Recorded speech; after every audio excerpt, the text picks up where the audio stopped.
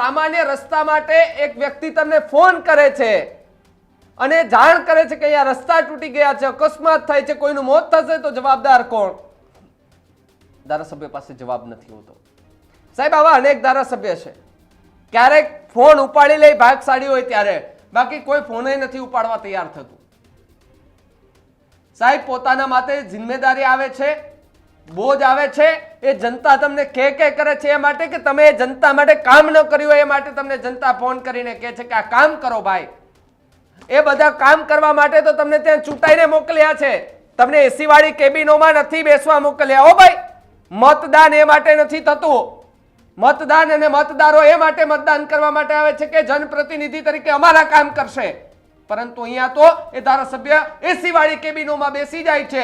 જનતાનું જે થવું એ થાય, રોડ ખરાબ થવાય તો થાય, અકસ્માત થવા હોય એટલા થાય, મરવું એટલા મરે, પરંતુ અહીંયા નેતાઓને કોઈની કશું નથી પડી. જો કદાચ કલ્પેશભાઈ તમારામાં થોડી પણ સ્વમાન હોત ને તો તમે એવો જવાબ પણ ન આપ્યો તે કાર્યકર્તાને. અને કાર્યકર્તા તો ઠીક, એ તમારી જ પાર્ટીનો કાર્યકર્તા છે ને. જ્યારે તમે ચૂંટણી લડતા હતા ત્યારે કદાચ તમે એ કાર્યકર્તાને જોયો છે તમારા પ્રચાર કરવામાં. પરંતુ હવે તો કલ્પેશભાઈ જીતી ગયા એટલે કલ્પેશભાઈ એમ કે ભાઈ હવે હું રાજ જીતી ગયો છું, હવે જેને જે કરવું એ કરે, મારા કાર્યકર્તાઓનું મારે નથી સાંભળવાનું. સાહેબ, એક વાત યાદ રાખજો, લંકા રાવણની ભલે સોનાની હતી, બળી હતી હો એક દિવસ.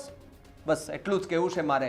કદાચ આ વિડીયો કલ્પેશભાઈ જોતા હોય ને તો તમે કહેજો એ કાર્યકર્તાને ફોન કરીને કે ભાઈ મારી ભૂલ થઈ, ચલો જે પણ હોય, પણ જે કામ કરવાના છે એ કલ્પેશભાઈ કરવા પડશે.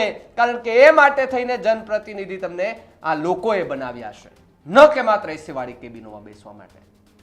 જ્યારે જનપ્રતિનિધિનું કામ હોય તો જનપ્રતિનિધિને આવવું પડે, વ્યવસ્થિત જવાબ દેવા પડે, જવાબહીન ન બનવું પડે.